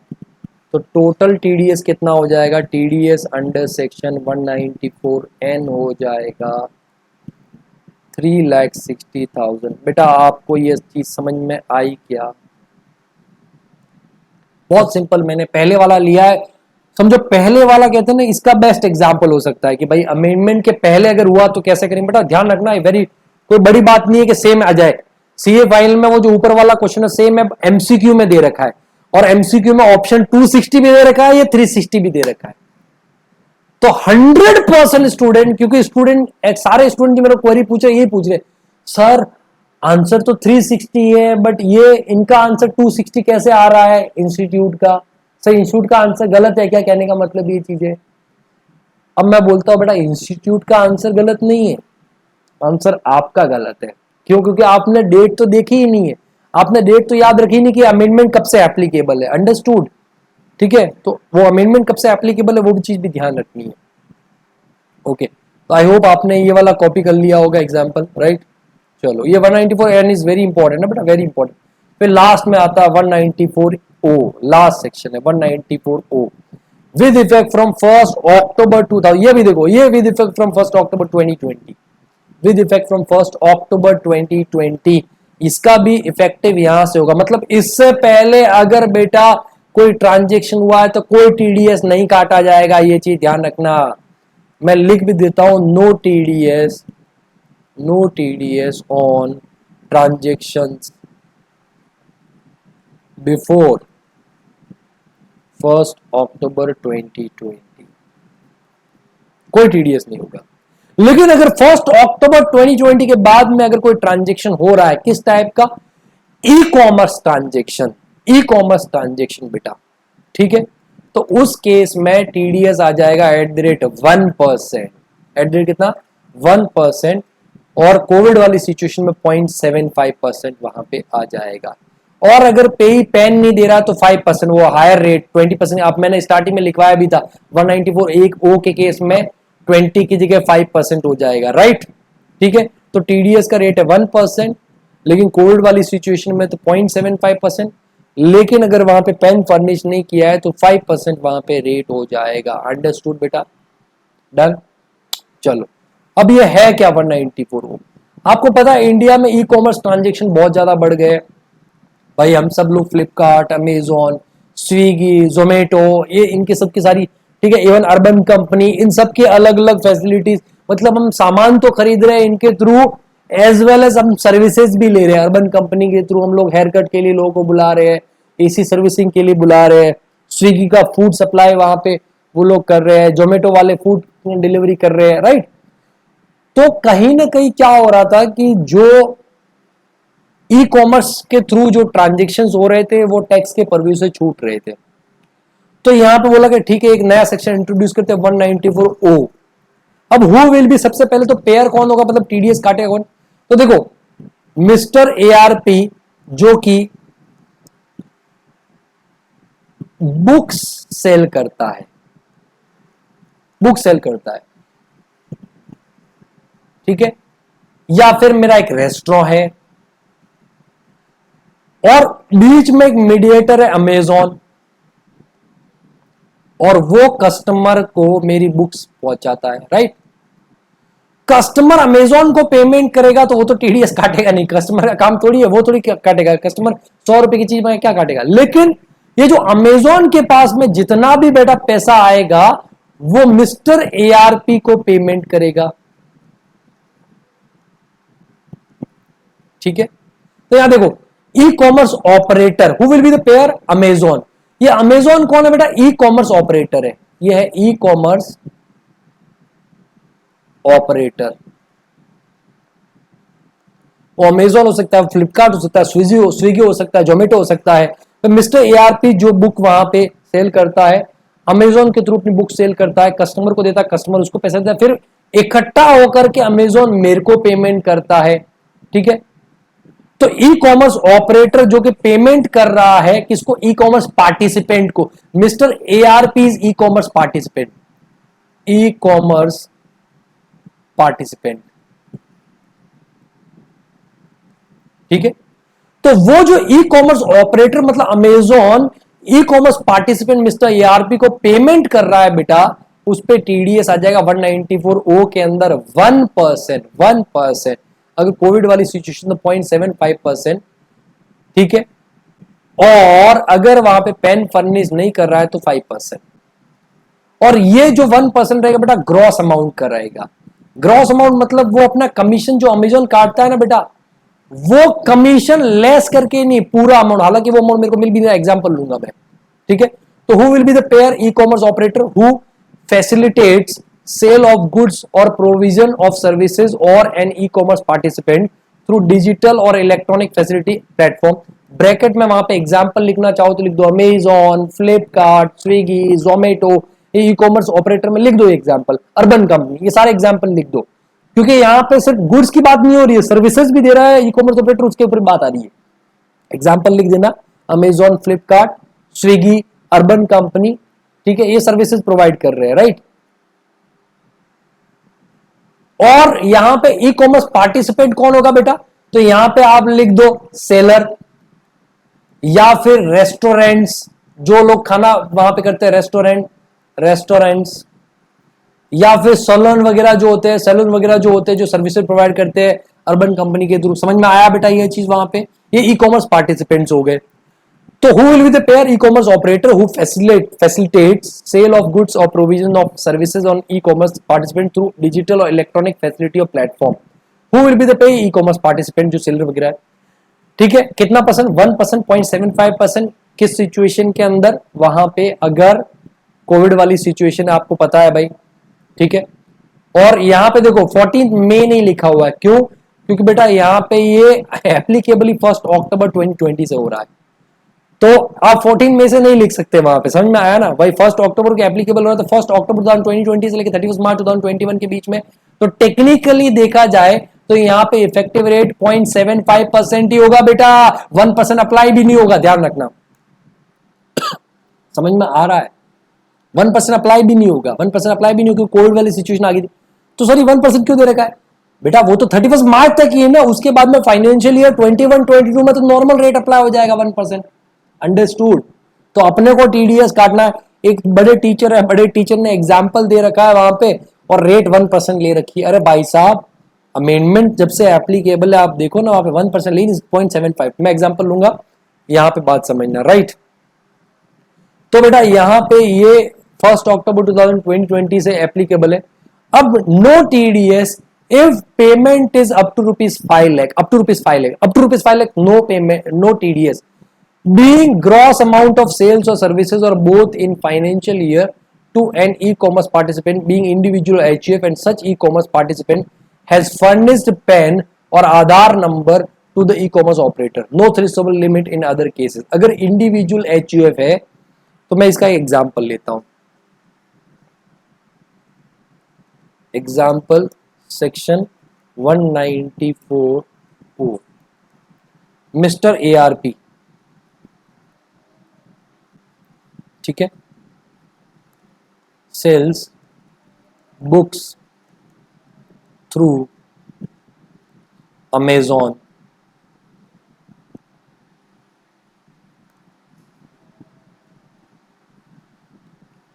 During the previous year, total sales of books is ₹8 lakh. Bracket में लिखूंगा out of which ₹4 lakh belongs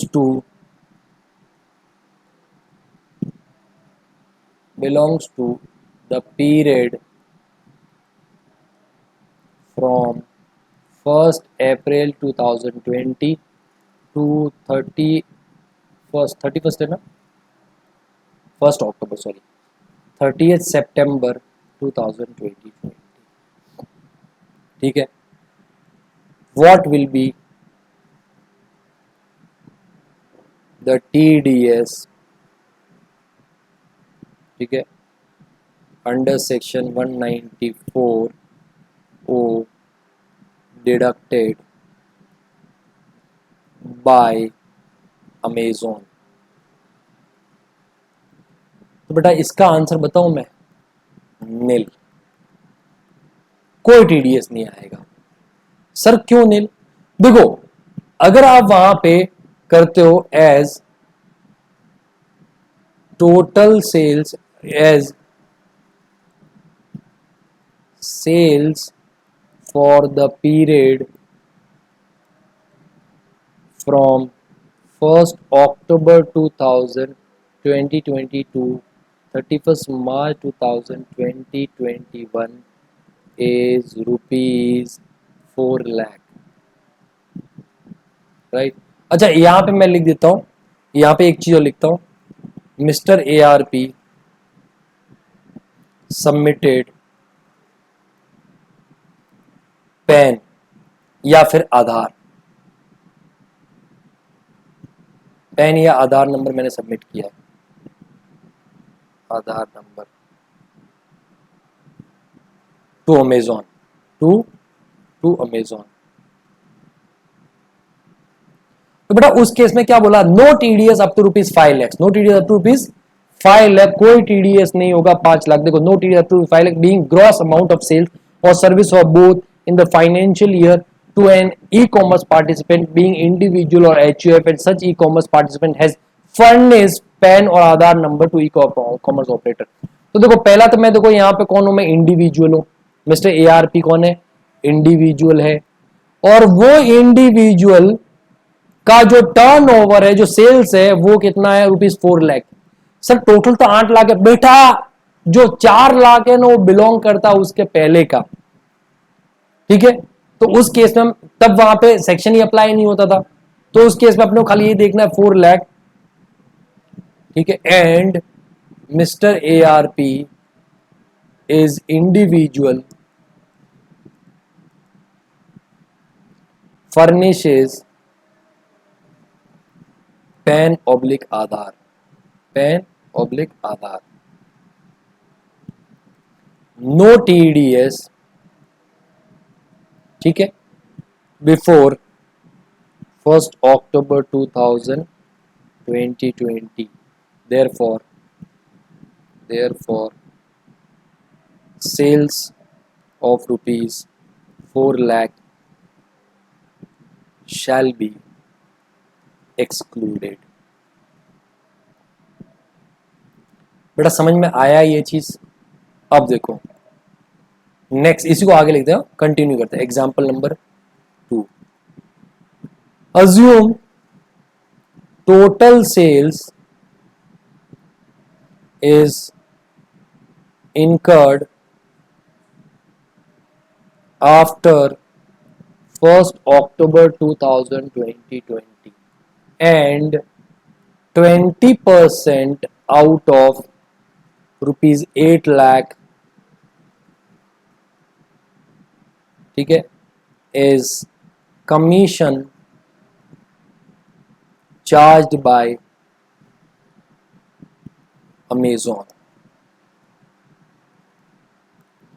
तो उस केस में भले ही उसने सबमिट किया हो अगर नहीं किया हो, देखो क्योंकि टोटल टर्नओवर आपका 8 लाख है, इंडिविजुअल एचयूआई केस में 8 लाख रुपए, वो 5 लाख से ज्यादा हो गया, बराबर है, तो कोई अप्लाई वहां पे फर्क ही नहीं पड़ता है। तो इस केस में टीडीएस कितना आएगा, तो टीडीएस एट द रेट कितना परसेंट है, 0.75%। क्यों 75%? क्योंकि 1 अक्टूबर 2020 के बाद में तो आपको पता है ये चीज 0.75% आ जाएगा ऑन ₹8 लाख। सर उसका कमीशन तो हटा दो सर, वो अपने को थोड़ी मिल रहा है, वो ARP को थोड़ी मिल रहा है। बेटा क्या बोला, ग्रॉस अमाउंट के ऊपर, ग्रॉस अमाउंट के ऊपर, ग्रॉस अमाउंट, ये देख लो 0.75% for the period up to 31 March 2021 of gross amount of the sale और सर्विसेज, ठीक है, और बोथ। अंडरस्टूड बेटा, समझ में आया? तो ग्रॉस अमाउंट का वहां पे आप क्या कर लोगे, ठीक है, 0.75%, तो 8 लाख इंटू 0.75%, 6000 TDS आ जाएगा। तो TDS अंडर सेक्शन 194 ओ ₹6000। तो अगर वहां पे अमेजोन मुझे पे कितना करेगा, तो देखो ग्रॉस अमाउंट कितना है, ग्रॉस है ₹8 लाख, उसमें से वो अपना कमीशन लेस करेगा, लेस कमीशन @20%, तो 1,60,000, और उसमें से भी टीडीएस भी लेस करेगा, टीडीएस अंडर सेक्शन 194 ओ, और वो कितना है 6000। तो वहां पे payable to mister ARP, payable to mister ARP जो ई कॉमर्स पार्टिसिपेंट है उसको 8 लाख माइनस 160 माइनस 6000, 6,34,000। समझ में आया क्या बेटा? डन। अब सपोज इसमें मैंने परमानेंट अकाउंट नंबर सब फर्निश नहीं किया, example 3, suppose mister ARP does not furnish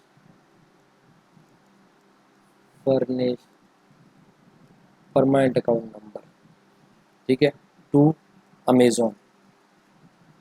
तो उस केस में बेटा TDS आ जाएगा, TDS अंडर सेक्शन 194 ओ एज पर सेक्शन 1206AA।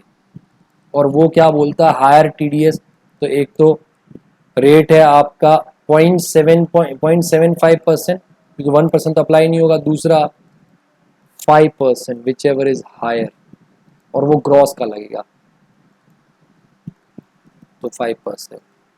तो 194 में TDS कितना आएगा, TDS अंडर सेक्शन 194 ओ कितना हो जाएगा, ऑन ₹8 लाख ग्रॉस अमाउंट पे, हाँ कोई कमीशन वमीशन कुछ भी नहीं, @5%, तो ये हो जाएगा 80,000, 40,000 रुपीज, ₹40,000, ये TDS आ जाएगा, राइट।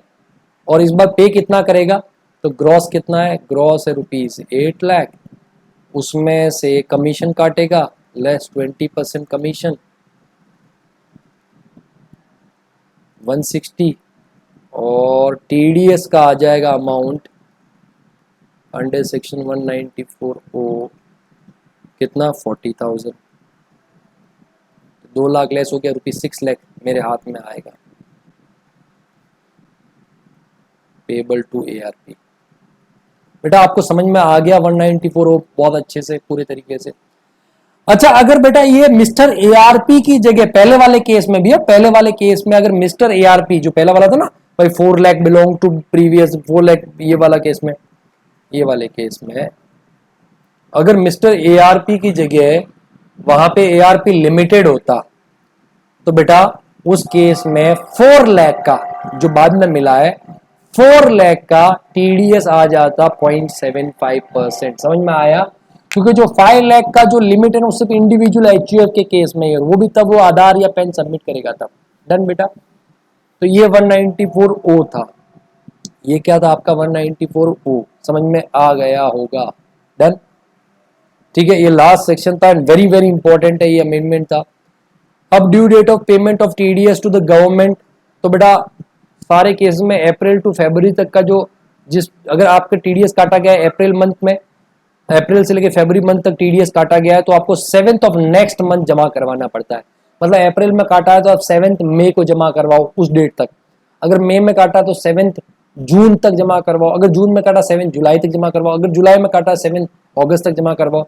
लेकिन अगर मार्च के मंथ में अगर TDS काटा गया है बेटा, ठीक है, डिडक्शन मार्च के मंथ में, तो गवर्नमेंट को जमा करवाना up to 30th April of next financial year, क्योंकि बहुत सारे एडजस्टमेंट भी करने पड़ते हैं, ये चीज ध्यान रखना, राइट।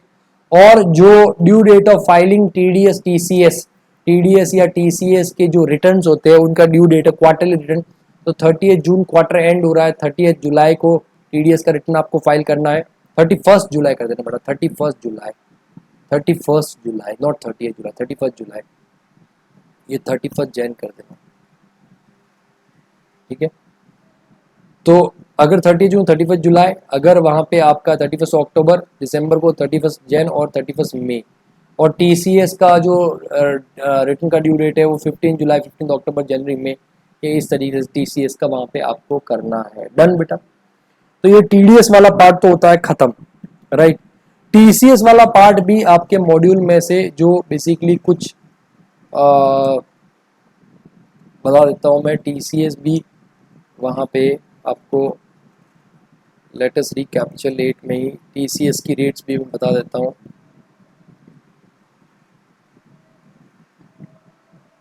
एडवांस टैक्स वगैरह तो हमने डिस्कस कर लिया था। ये देखो, ये टीसीएस की रेट। टीसीएस का कॉन्सेप्ट क्या होता है पहले वो समझो। टीसीएस का कॉन्सेप्ट होता है, देखो, टैक्स डिडक्टेड एट सोर्स, मतलब जो पेमेंट कर रहा है टैक्स डिडक्ट करके देगा। बट कुछ केसेस में क्या होगा कि जो पेमेंट वहां पे ले रहा है वो कलेक्ट करेगा टैक्स। कुछ केसेस ऐसे होते हैं जहां पे टैक्स कलेक्ट करके, लाइक जीएसटी की तरह टैक्स कलेक्टेड एट सोर्स और फिर वो जमा करवाएगा। तो देखो यहां पे ये केसेस है, tax collected source, sellers of certain goods, ठीक है, sellers of certain goods, sellers of certain goods are required to collect tax from buyers the specified rates, the specified percent of collection of tax at source as follow, ठीक है। तो अगर बेटा alcoholic liquor, अगर कोई alcoholic liquor बेच रहा है, ठीक है, तो जो बायर होगा, बायर मतलब वो जो पीने वाले लोग आते हैं उनके नहीं, जो मतलब सपोज यू हैव अ लेकर शॉप, कहने का मतलब यू हैव अ लेकर शॉप एंड मैं गवर्नमेंट की तरफ से स्टॉकिस्ट टू लीकर का कहने का मतलब, तो मैं आपको लीकर सप्लाई करता हूं, तो आप हो गए बायर, मैं हो गया सेलर। तो इन दैट केस क्या करूंगा, मैं आपसे जो पेमेंट लूंगा ना, मैं आपसे पेमेंट लूंगा टीसीएस के साथ में। तो सपोज मैं 1 लाख रुपीज का वहां पे पेमेंट बनता है, तो 1 लाख के ऊपर 1%, कितना परसेंट, 1%, मतलब 1000 मैं टीसीएस का और ले लूंगा। बट कोविड की वजह से वो रेट 14 जुलाई मई 2020 के बाद में 1%, इस केस में तो 1% ही रहेगा, राइट। तो अगर मैं लिकर सप्लाई कर रहा हूं, ठीक है, तो उस केस में मैं आपसे जो पेमेंट लूंगा 1% टीसीएस मिला करके लूंगा, चाहे अभी या कोविड वाली सिचुएशन बाद में। तेंदू लीव्स मतलब क्या होता है कि जो बीड़ी वगैरह बनती है, या तेंदू लीव्स के मतलब ये चीज, तो सपोज आई हैव मेरा एक बीड़ी का फैक्ट्री है, बीड़ी बनाने का फैक्ट्री है, and you are a contractor, जो आप क्या करते हो, जंगलों से तेंदू लीव्स इकट्ठा करवाते हो और आप मुझे सप्लाई करते हो। तो एक तरह से मैं वहां पे बायर हो गया, ठीक है। तो उस केस में जब वहां पे मैं आपको पेमेंट करूंगा, तो टीसीएस भी आपको 1% वहां पे मेरे को देना पड़ेगा। तो तेंदू लीव्स के केस में बेटा वहां पे क्या हो गया, 5% टीसीएस आ जाएगा। तो 1 लाख का तेंदू लीव्स लिया बेटा तो 5000 वहां पे टीसीएस भी आ जाएगा। लेकिन 14 मई 2020 टू 31 मार्च 2020 तो 3.75% वहां पे रेट हो जाएगा। Timber obtain under a forest lease, timber obtain under a forest lease बेटा, ठीक है, कि भाई सपोज मैंने एक फॉरेस्ट के अंदर कॉन्ट्रैक्ट ले रखा है कि भाई इसके जंगल की लकड़ियां मैं काटूंगा, और सपोज आपका फैक्ट्री है प्लाई बनाने का, कहने का मतलब ये चीज है, तो मैं अलग अलग लोगों को सप्लाई करता हूं, उनमें से एक आप भी हो। तो मैंने गवर्नमेंट से कॉन्ट्रैक्ट ले रखा है, मैंने लीज पे ले रखा है कि भाई इतना एरिया की मैं लकड़ियां काट करके मैं बेचूंगा, उसके लिए मैं गवर्नमेंट को रॉयल्टी भी पे करता हूँ, रेवेन्यू भी पे करता हूँ, ठीक है। तो जब आप मुझसे लकड़ी खरीदने के लिए आओगे तो आप मुझे पेमेंट करोगे, तो मैं क्या बोलूंगा कि मैडम 10 लाख के पेमेंट के साथ में 2.5% का टीसीएस भी देना पड़ेगा आपको, और फिर वो टीसीएस में कलेक्ट करके गवर्नमेंट को दे दूंगा, राइट। लेकिन अगर कोविड वाली सिचुएशन तो 1.875 वहां पे अप्लाई हो जाएगा। वैसे timber obtain by any other mode, कि भाई अगर वहां पे कोई जंगल का मैंने लीज नहीं ले रखा है गवर्नमेंट से, ठीक है, लेकिन वहां पे मैंने सपोज अपना फार्म के ऊपर मैंने वहां पे बहुत सारा टिम्बर मैंने लगा दिया, सागवान वगैरह के जो पेड़ थे वो उगाए, अब मैं आपको बेच रहा हूं, तो आप मुझे 10 लाख का पेमेंट करोगे, तो उस केस में वहां पे टीसीएस भी 2.5% पे लूंगा। और any other forest produce not being timber और तेंदू लीव्स, कि भाई हनी वगैरह है, मैं आपको हनी बेच रहा हूं, आई एम अ कॉन्ट्रैक्टर, बहुत सारा हनी इकट्ठा करके आप पतंजलि वहां पे चलाते हो, तो मैं आपको हनी दे रहा हूं, तो उस केस में वो भी फॉरेस्ट आपका प्रोडक्ट हो गया, तो 2.5% टीसीएस भी मैं आपसे कलेक्ट करूंगा। कोविड के बाद में 1.875। स्क्रैप, सपोज मैं स्क्रैप का डीलर हूं, ठीक है, तो मैं क्या कर रहा हूं वहां पे, ठीक है, आपको स्क्रैप बेच रहा हूं, ठीक है, स्क्रैप बेच रहा हूं, तो उस केस में 1% आप मुझे टीसीएस का payment tax collected at source भी करोगे। कोविड की 0.75% है। मिनरल्स बीइंग कोल और लिग्नाइट वगैरह है कि भाई मेरे पास में कोल माइंस है, लिग्नाइट माइंस है, या फिर कोई और भी मिनरल्स का माइंस है, ठीक है, तो मैं आपको सप्लाई करो, आपका फैक्ट्री वहां पे, आप मुझे पेमेंट करो, तो 1% मैं आपसे टीसीएस भी लूंगा। कोविड की सिचुएशन 0.75, ठीक है। However, no collection of tax shall be made in case of resident buyer if such buyer furnishes a declaration writing in duplicate to the effect that goods are to be utilized for purpose of manufacturing, processing or producing article or thing, or for the purpose of generation of power or not for trading purpose, right? ठीक है, अगर आप इन particular activities में हो और आप declaration देते तो फिर मैं टैक्स कलेक्ट आपसे नहीं करूंगा। Every person who grants a lease or license or enters into contract or otherwise transfer any right or interest, ठीक है, पार्किंग लॉट, ये पार्किंग लॉट वाला कॉन्सेप्ट भी आ गया कि भाई पार्किंग लॉट है या टोल प्लाजा वगैरह है, तो भाई गवर्नमेंट से आप पार्किंग लॉट का लाइसेंस लेते हो, टोल प्लाजा का आप लाइसेंस लेते हो, माइन या क्वेरी का लाइसेंस लेते हो, तो जब मैं गवर्नमेंट को पेमेंट करूंगा बेटा, ठीक है, गवर्नमेंट को पेमेंट करूंगा कि मैंने जो पार्किंग लॉट ले रखा है, आपने देखा होगा जगह जगह बीएमसी की पार्किंग होती है वहां पे, तो वो प्राइवेट ऑपरेटर्स रहते हैं। कौन रहते हैं? प्राइवेट ऑपरेटर, और वो बीएमसी से लाइसेंस ले लेते हैं कि भाई 1 साल तक ये पार्किंग हम चलाएंगे। तो बीएमसी को जब पेमेंट करेंगे तो आपको टीसीएस का पेमेंट भी करना पड़ेगा बीएमसी को, राइट। टोल प्लाजा आपने देखोगे तो टोल खुद नहीं चलाते हैं, वो दूसरे लोग चलाते हैं, तो उसके लिए आपको पेमेंट करना पड़ेगा, तो टीसीएस का भी पेमेंट आपको साथ में करना पड़ेगा, ठीक है, टैक्स कलेक्टर से। या फिर मैंने कोई माइन वहां पे चलाने के लिए रखा है, कोई क्वेरी वगैरह चलानी, तो उसके पेमेंट करूंगा तो टीसीएस भी वहां पे आ जाएगा, और वो जो रेट है ना वो 2% रेट उसके ऊपर हो जाएगा, टोल प्लाजा या फिर पार्किंग लॉट या माइनिंग क्वेरी के ऊपर 2% रेट हो जाएगा, और अगर उस पीरियड के बीच में तो 1.5% वहां पे रेट आ जाएगा, राइट, ठीक है। ये सेल ऑफ मोटर व्हीकल के केस में कि भाई ये थोड़ा सा इंपॉर्टेंट है, every person being a seller who receives any amount as consideration for sale of a motor vehicle of value exceeding rupees 10 lakhs shall at the time of receipt of such amount collection tax 1%, ठीक है। Suppose आप jewellery बेचते हो, sorry आपका एक car बेचने का showroom है, आपने मुझे 11 लाख का एक इलेक्ट्रिक व्हीकल बेचा, 11 लाख का, मोर देन 10 लाख हो गया, तो 11 लाख के साथ में आप वहां पे मुझसे 1% टीसीएस भी लोगे। 1% क्या लोगे आप? टीसीएस भी लोगे। समझ में आ रहा बात? मतलब ये चीज है, अगर कोविड वाली सिचुएशन तो 0.75% आप मुझसे टीसीएस लोगे, लेकिन अगर कार का वैल्यू अप टू 10 लाख है, अप टू कितना बेटा? 10 लाख, तो फिर कोई भी टीसीएस वहां पे आप मुझसे कलेक्ट नहीं करोगे, राइट, ठीक है। Every person being authorised dealer who receives amount under the liberalised remittance scheme of RBI overseas, ठीक है, ये देख लेना, इतना कुछ खास नहीं है, ये देख लेना, ये वाला तो ठीक है, ऑथराइज्ड डीलर वगैरह ये एक बार पढ़ लेना। तो ये टीसीएस की बेटा अलग अलग रेट से जो ऊपर बता दी है वो ध्यान रखना। और cases where no taxes collected, कुछ ऐसे केसेस जहां पे टीसीएस कलेक्ट नहीं हुआ, तो वो भी एक बार ये पूरा का पूरा पढ़ लेना आप, ये पूरा का पूरा पढ़ लेना।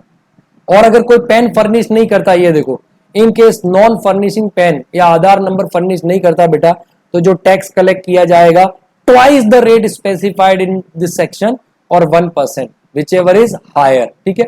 जो भी रेट है कि भाई जो 2% है, 2% का 4% हो जाएगा, ठीक है, और 1% विच एवर इज हायर, अगर वहां पे नहीं देता है। तो ये एक बार इसको आप पढ़ लेना पूरा का पूरा, ठीक है। आप इसको रिवाइज करो पूरा का पूरा, टीडीएस, इनफैक्ट टीसीएस, बहुत अच्छे से रिवाइज करो आज बेटा, क्योंकि इसमें से 6 नंबर का क्वेश्चन फिक्स है, 6 मार्क्स का क्वेश्चन फिक्स है, ठीक है। फिर मैं एक लेक्चर रिकॉर्ड कर देता हूँ इसका, क्या बोलते हैं, क्वेश्चंस का, मॉड्यूल के जो क्वेश्चंस वगैरह है वो रिकॉर्ड करके मैं आपको दे दूंगा, ठीक है। आई विल ट्राई कि मैं आज ही कर लूँ, तो मैं एक बार करके आप देख लूँगा, लेकिन तब तक ये बहुत अच्छे से रिवाइज करो आप, और हो सके आपसे क्वेश्चन हो सके तो आप भी क्वेश्चन वहाँ पे ट्राई करना, डन। अदरवाइज मैं तो आपको देने ही वाला हूँ, कहने का मतलब ये चीज़ है, ठीक है। तो ये समझ के चलो कि आपका 6 मार्क्स का इसका मिनिमम वेटेज वहाँ पे बैठेगा, कहने का मतलब ये चीज़ है। तो it is a very good chapter, अच्छे से इसको पूरा रिवाइज करो, बार बार रिवाइज करो। रेट्स है तो रेट्स इंपॉर्टेंट भी है, एक टेबल बना के सारी रेट्स आप लिख भी दो, ऐसे बना के भाई टीडीएस का 194 आई, ये पेमेंट हो गया और रेट हो गया, ये उस डेट के बाद में तो ये रेट हो गया, दो इस तरीके से कॉलम बना के पूरा एक बना करके आप स्टडी टेबल के वहाँ पे कर दो, और इसको अलग अलग तरीके से याद करने की भी कोशिश करो वहाँ पे, ठीक है। सेक्शन, टाइप ऑफ पेमेंट, ठीक है, कौन सा पेमेंट है, एंड रेट, रेट में भी 2 कॉलम बना दो, अगर एक नॉर्मल मतलब बिफोर है और एक कोविड वाली सिचुएशन के अंदर है वो रेट है, अगर दोनों में सेम है तो कोई दिक्कत नहीं है, कहने का मतलब सेम आ जाएगा। तो ये इस तरीके से रेट बना, इवन टीसीएस का भी ऐसे बना करके लग दो, अलग अलग रेट्स है। हालांकि जहां जहां मैंने मोस्ट इंपॉर्टेंट मार्क करवाया उनके रेट्स तो बेटा आपको पता होने ही चाहिए। जैसे कि 194 ए हो गया, 194 सी हो गया, 194 एच हो गया, 194 आई हो गया, 194 जे हो गया, 194 आई बी हो गया, 194 के हो गया, 194 एम हो गया, 194 एन हो गया, 194 ओ हो गया। तो ये 10 सेक्शंस मैंने बताई है, ठीक है। 194 ए, 194 सी, 194 एच, 194 आई, 194 जे, 194 आई बी, 194 के, 194 एम, 194 एन एंड 194 ए ओ। ये मैंने जो बताई तो बहुत इंपॉर्टेंट है ही, ठीक है बेटा। तो इनको अच्छे से करो, तो फिर उसके बाद में एक बार करने के बाद मुझे बता देना, तो मैं क्वेश्चंस में कर दूंगा। Okay, any doubt?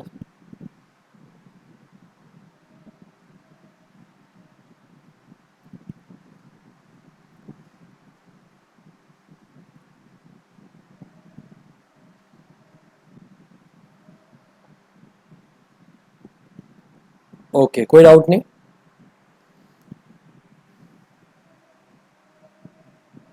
Very good, ठीक है। आज ही पढ़ करके अच्छे से, और बार बार हो सके तो क्वेश्चन भी ट्राई करना, ठीक है।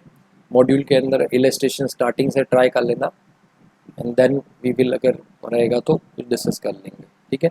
और बाकी जो जीएसटी वीएसटी भी उसको भी साथ में मतलब करते रहो साइमल्टेनियसली। कितने चैप्टर्स हो गए जीएसटी में? Okay, so thank you so much. आप अपना और अपना ख्याल रखिए, स्वस्थ रहिए, सुरक्षित रहिए, पढ़ते रहिए, पढ़ाते रहिए, क्योंकि पढ़ेगा इंडिया तभी तो आगे बढ़ेगा India. Till then take care, good bye, जय हिंद दोस्तों।